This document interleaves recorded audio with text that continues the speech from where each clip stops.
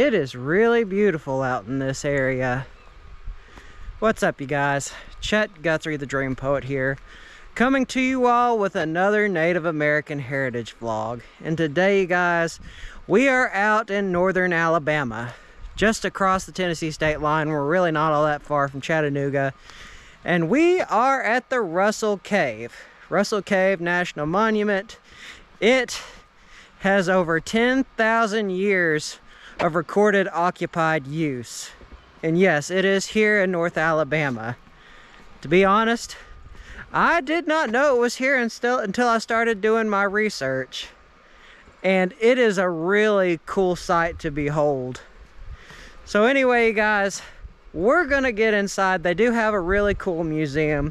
We're gonna check that out first, and then we are going to check out Russell Cave. And I just want to reiterate this, but the entire drive to get down here, it all goes through farms and whatnot, and countryside, mountains. It is just gorgeous out through here. I think it's really just the fall season. You know, the leaves are falling, or they've mostly fallen. Honestly, today it's kind of chilly, which is nice. For a while there, I kind of thought, you know, are we still in the middle of summer here in East Tennessee? And if you're from the area, you know what I'm talking about, because it's like for the last month and a half, 2 months, when it should be like 60, 50 degrees outside, it's like 77, 80. Tennessee has some really interesting weather, I'll leave it at that. Welcome to Russell Cave. What's next? No fees or check-in necessary. Come around the building and follow the boardwalk trail for 0.2 miles to view the entrance of the cave shelter. Looking for a longer hike? Along the boardwalk is a 1.2 mile asphalt paved loop. It is considered strenuous, climbing straight up the mountain and back down again. Sturdy shoes are recommended. And this reiterates a bit more about what Russell Cave is. Russell Cave is a prehistoric cave shelter that the site was excavated in the early 50s and 60s. Archaeologists have determined that people consistently lived in and used the shelter from 10,000 BCE to 1650 BC, or 1650 AD, if you want to get like with a previous terminology. That makes our site one of the longest continuously used shelters in the United States. Close to 3 tons of artifacts were found during the digs, including spears, arrow points, decorated and plain pottery shards, and worked etched bone tools and jewelry. And pardon our mess. Russell Cave is currently remodeling the interior of our main visitor building. Please use caution when walking through the building to access the boardwalk to the cave shelter. So, as the sign says, the temporary visitor center is that way. I don't know what it is, but every time we come to some of these sites, you guys, I always feel like they're under renovation. Maybe it's just that time of the season. So let's head over to the temporary visitor center. I watched a video on Russell Cave National Monument a little while ago, and I saw that they really had a cool setup in the museum itself. But anyway, well, we'll see what's in the temporary building, or the temporary exhibit. Temporary exhibit hall? I think temporary exhibit hall. The temporary visitor center. Like how they make sure that people come over here and not the building side over there. Which, by the way, now we gotta walk from here, after we see this, to the cave. But I need my workout in anyway, so that's the important part. So anyway, let's go inside. So here is the temporary exhibit, you guys. This is pretty cool. Russell Cave tells the history of our 4 time periods spanning 12,000 years in the southeast, but this is just one area within the U.S. How do other regions compare to Russell Cave in these time periods, and how did they differ? Well, you got the Paleo time period, 12,000 years ago to about 8,000 years ago. And what they were, Paleo Indians, they were nomadic hunters and gatherers. And if you all want to read this main text, you feel free to pause the video. And then you got the Archaic period. You got the woodland Indians. Of course, my favorite Indians from this time period, the Mississippian Indians. Although I think the woodland people were mound builders as well. But anyway, this just explains the history of those people. Here are some various other tree species that are in this area. For example, the yellow poplar, Liriodendron tulipifera. I miss dendrology. I believe this is Sassafras albidium. And I know that's Christmas fern. And of course, the raspberry. And by the way, here are some different types of cave formations that I believe are inside, well, I wouldn't say inside the cave, maybe. But anyway, you've got your stalactites, stalagmites, and your columns. Oh, and this is cool. They got copperhead. I believe that's copperhead. You got black rat snake. You got the turkey. Gobble, gobble. Oh yeah, and they've got pieces of hornet's nest. I want to say that's either a very young fawn or some kind of other grazer, I want to say. Oh yeah, they've got some cave critters. They got the big brown bat. They've got the prickly cave crayfish and the southern blind cavefish. How cool. Looks like they've got I want to say that's a taxiderm. I think it's a taxidermy. 12,000 years unearthed. The first investigations of Russell Cave were not done by professional archaeologists. Paul H. Brown, a member of the Tennessee Archaeological Society, noticed a cave close to the area where he and his crew of power line surveyors were working. 2 years later, still intrigued by the site, Brown took a fellow member of the society back to the area. They approached Mr. Oscar Ridley, the landowner at the time, for his permission to access the area and excavate the cave.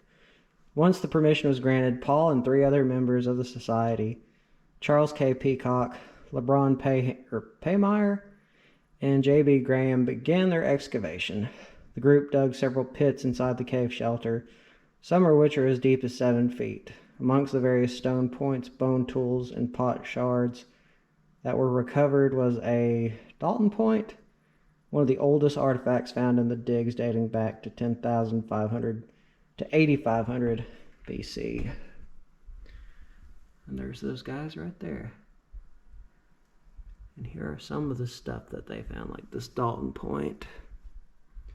And you got the Bradley spike. Then you got a piece of broken addle and turtle shell spoon. Oh cool, and even a fish hook. And below that they have some other different types of pottery. They have one of these. I've seen these at antique stores before. Oh yeah, they've got more snakes. Yay, more snakes. But by the way, looks like they have a complete bowl. Not a bowl, a complete pot. Okay, that is pretty darn cool. And right beside that pottery, we've got a bobcat hide. Bobcat? Yeah, that's bobcat. I want to say, I think this is, no. Maybe coyote? Yeah, that's coyote. And then you got vulpes, the red-tailed fox, raccoon, and a skunk. So I'll say, even though I've been out of wildlife and forestry for a while now, you guys, I think I'm still doing pretty good. Oh yeah, and they got beaver hide. And here they have a few more photos of what they were doing at the site. Okay, now that's pretty cool. There's a National Park Service photo. You have other different types of photos. Mr. and Mrs. Ridley and their son with Gilbert H. Grosvenor and Carl and Ruth Miller. Looks like this is the more modern times of the cave.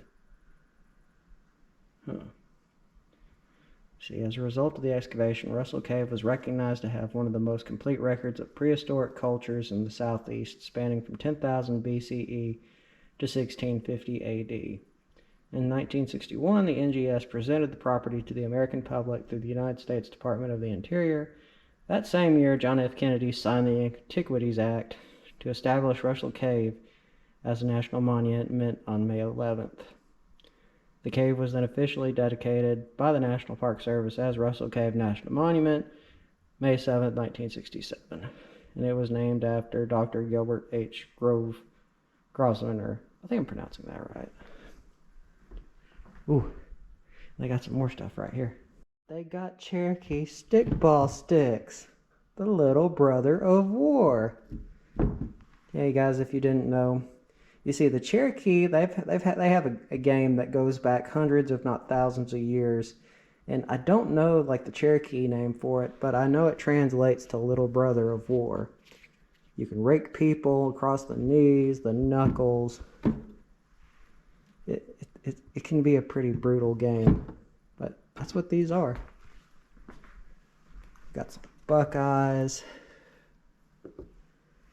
See, I want to say that these are American hemlock husks. I think they're American hemlock husks. No, not American hemlock. What am I trying to say? American chestnut. Because you have some American chestnut seeds right here. So, yes, American chestnut, not hemlock. Oh yeah, longleaf pine. I don't exactly know what that is. I know it's a gourd, or maybe some kind of gourd. Maybe it is a part of one of these stickball sticks. The landowners of Russell Cave. Their first recorded person to own the cave was a man named John Wood, a Cherokee native and captain of the Revolutionary War. It is believed that Captain John Wood was granted the 640-acre property that included Russell Cave as a payment for his service to the Americans during the war. James Doran, the first white man to settle in this cove, a major in the War of 1812, later married the daughter of John Wood. Apparently an agreement was established between Captain John Wood and James Doran, and James could have the property as long as John could have a home and the head seat at the table for the rest of his life.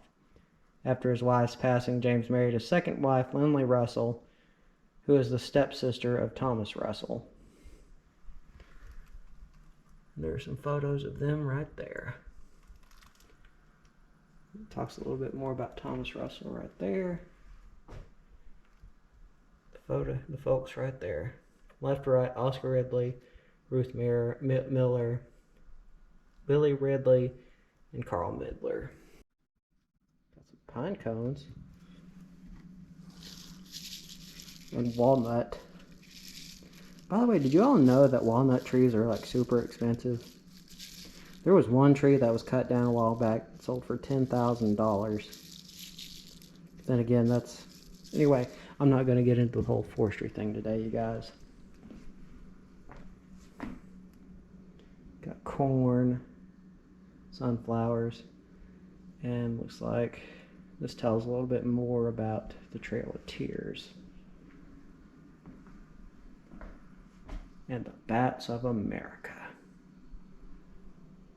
Anyway, guys, this is a really cool temporary exhibit. There is a lot here.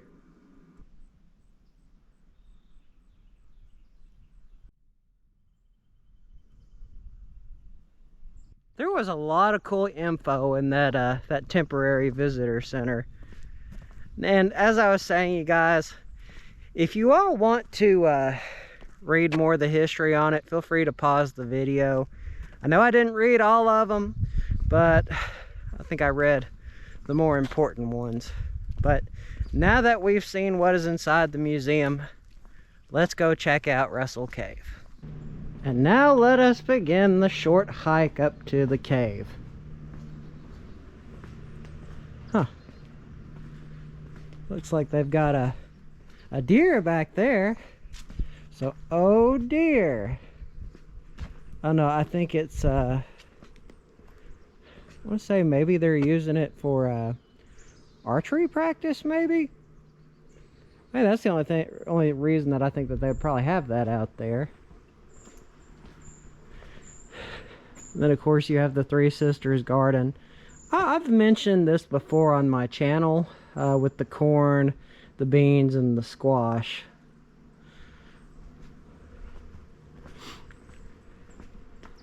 And it says, stay on trail. Caution, trail may be slippery. But dude, look at this big giant gear. I like how they have that welded on there. That is pretty darn cool. And beside that, look, I believe, yeah, that's a fossil. I take it they probably found this not far from the site. But I don't really know what kind of fossil it would be. In the comments below, you guys let me know, because that's interesting. I like how it almost looks like coral in a way. So let us go up the winding, what am I trying to say? Let us go up the winding trail to the cave. Looks like it's kind of bending in a few spots. But I'll say though, this is a really pretty hike. It's peaceful out here too. I think I well no. I'm not gonna say I think. I really dig it. Looks like there's an overlook right there. Then again, that might be the entrance to the cave. Let me see. No. Let me see. Mobile tour stop 2. Oh, so yeah, this looks like this is a looks like it is a place with an overlook. I take it this is probably the paved area. Oh, this is cool. What this is this is a sinkhole. And by looking at it, that's a pretty deep sinkhole. I mean, I'd probably say it goes down probably a good maybe 40, 50 feet. Here, water attacked and slowly carried away the limestone to form a cavern within the Earth's crust.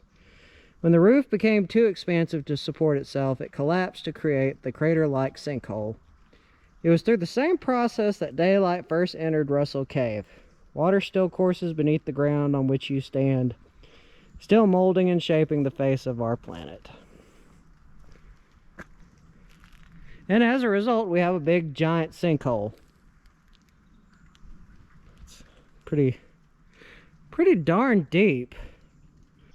That was really interesting.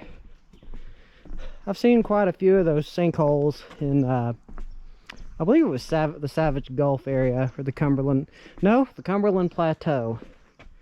And by the way, right beneath us, there is another one.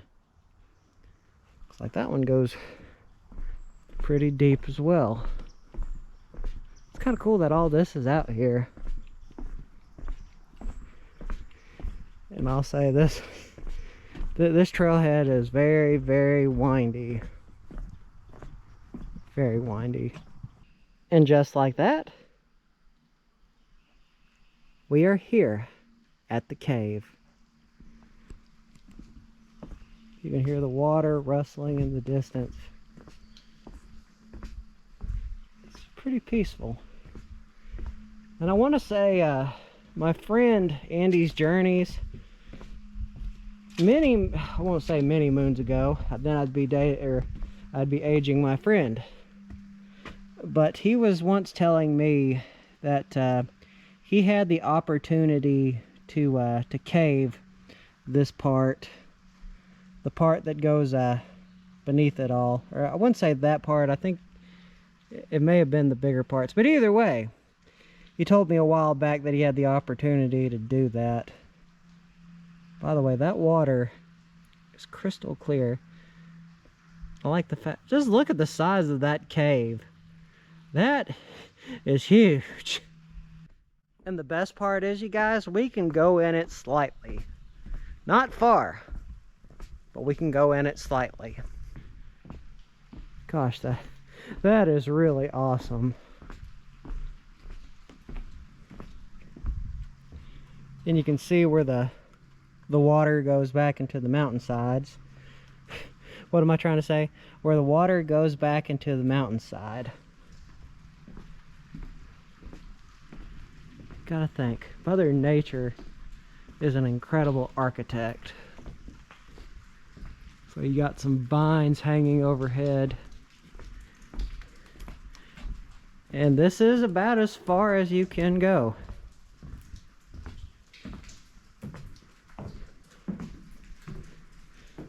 It says, no access, area closed. So yes, we must adhere to that. But isn't this so cool? That's where they did all their archaeological works. You can see where they dug through and where they explored. The first cave dwellers. The Paleo-Indian period initially formed as caverns and tunnels underground streams. Russell Cave became habitable around 9,000 to 11,000 years ago. The collapse of the cavern roof deposits of silt from flooding of the creek and continued rock falls raised the floor above flood level. Early inhabitants of the region found the cave almost ideal for their primitive lifestyle. With an essential water supply, protection from the elements, and abundant wildlife in the area, native people used the cave for shelter. Whether used year-round or merely as a seasonal hunting camp, archaeological evidence indicates intermittent human habitation for about 9,000 years. Then you had the Archaic period, the hunters and gatherers. During the Archaic period, daily life revolved around hunting, gathering. Much time was spent hunting wild game using a spear launcher called an atlatl. People also gathered shellfish from the Tennessee River, fished using bonefish hooks, and collected nuts and berries from the forest. Although times could be hard, especially during the winter, the cave provided shelter and, to a limited extent, a temperature-controlled environment. Early people left many things behind in the cave after thousands of years of use. The dirt floors built up over time to cover debris such as animal bones, broken tools, and campfire heat or hearths. See what the other ones say. And now we have the woodland period, about 2500 to 1,000 years ago. The first potters and farmers. That's what the woodland people started. They also started burial mounds, for ritualistic sites and whatnot. That tells a little bit of their history right there. And then you have the Mississippian period, which was about 1,000 to 450 years ago. And after the Mississippian people, you had the Cherokee and the Creek who would come into this area.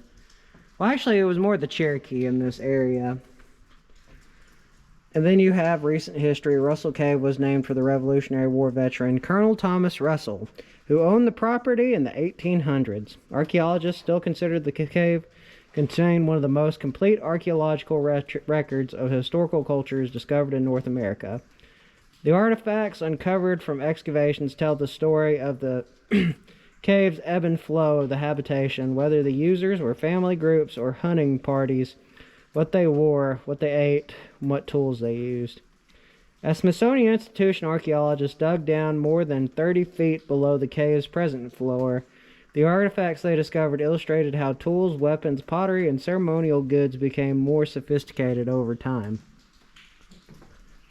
And that is the story of Russell Cave. I'm kind of glad that we can go at least this far into the cave. You can see that the water's dripping. from the cave, or the cave entrance.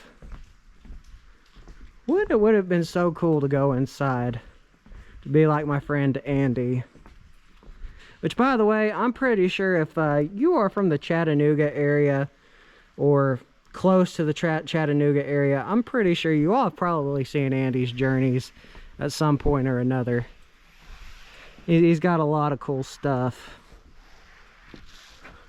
Dude, that is just so breathtaking to say that this is out here. This is in my neck of the woods.